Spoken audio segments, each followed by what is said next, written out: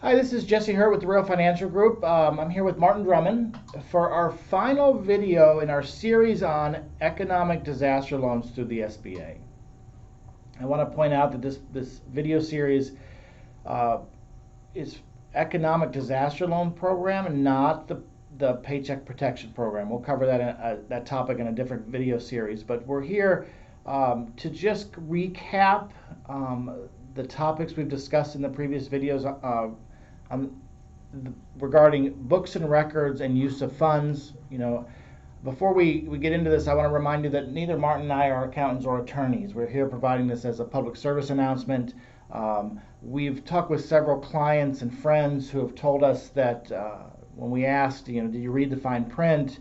Well, no, I didn't. I just signed because I needed the money, and I think it's incredibly important that you're aware of what you're signing into, which the previous videos went into detail on. But Martin also just recently spoke to the SBA, and I think that was a very interesting conversation you had that you might want to share with them. Yeah, it took a while. They're very busy, I'm sure, and sent an email. Eventually, I received a phone call and had an opportunity to talk to this gentleman for a few minutes. And basically, what I shared with him, I said the paperwork that I received, because I investigated the SBA disaster loan as well. Paperwork that I received was quite extensive in its reporting requirements. And I thought that could be really tough for a very small business, especially if he or she or they do not have a dedicated bookkeeper and accountant. And the gentleman said, yes, that's true. But what his suggestion was, and I thought it was a good one, is if you're going to be taking a smaller amount, and we'll talk about that in just a little bit, but put the money in a dedicated, created, separate checking account for your business.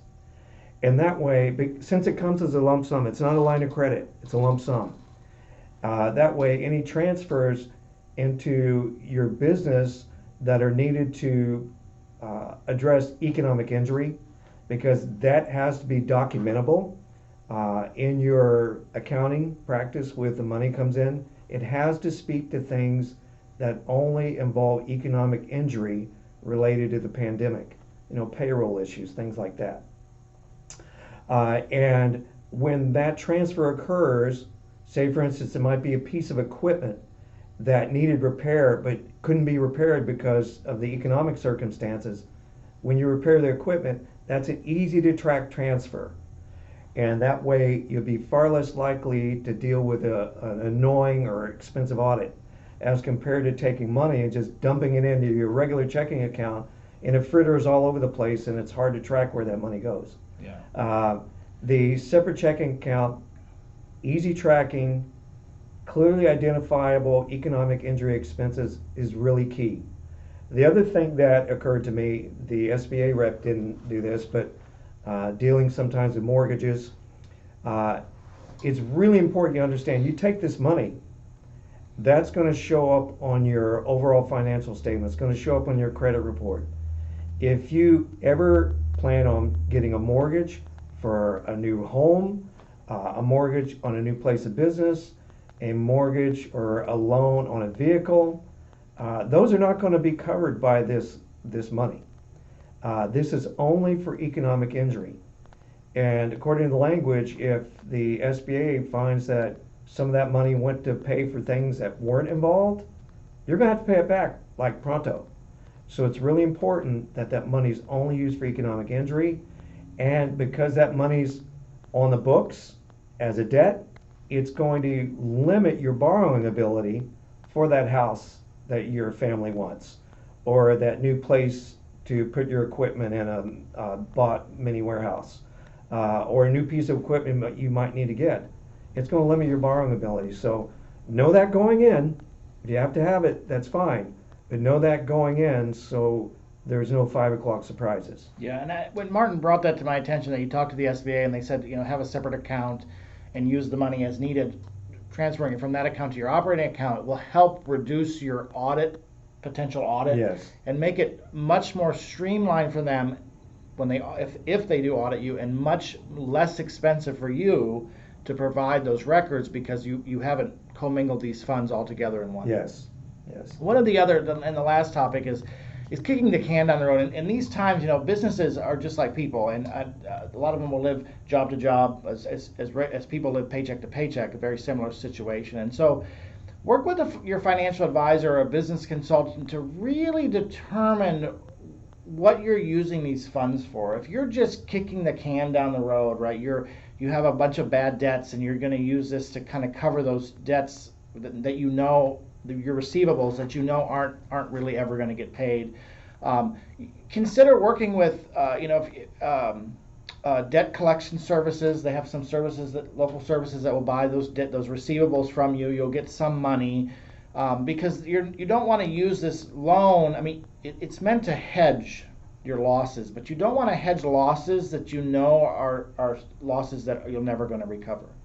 If you're struggling with credit card debt, personal business debt, there are some reputable credit consulting services out there. I know Cambridge Credit Consulting out of Massachusetts is one. It's a nonprofit, very inexpensive, funded mostly by grants from the federal government, so you can restructure your debt. Just because we don't want to see you take these loans, which you're going to have to pay back, and create an incredible potential audit headache for you. And use those to pay off debts that you're having a hard time managing, just to accumulate those debts again while still having this economic loan to pay back at the same time. Right, and the language of the restrictions on the use of these funds by the SBA did not speak specifically to paying off debts, but my hunch is very strong that if they find that you're borrowing money to pay off borrowed money, that's not going to go well. Yeah. And that's just going to magnify your problems. Yeah. But if you have working capital, and because you have this economic loan, this influx of money, using your existing working capital really causes the same potential problem for you. And it's very difficult for individuals, all of us, myself included, to really kind of see past the dream.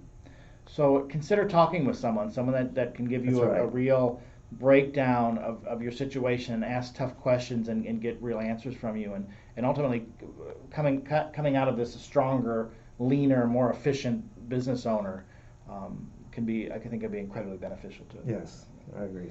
So thank you for joining us for this video series. Martin, thank you so much for bringing it to our attention. I hope this adds an incredible amount of value to those of you that watch it. Please remember, make sure that you're talking with your accountant and your attorney if necessary, to ensuring that you're making the correct decisions. Work with a business planning professional to help you determine the best course of action for yourself, and make sure you read the rules. Thank you so much for joining us, Martin. Thank you so much for coming. My pleasure. All right. We'll see you guys later in the week. Thank you so much.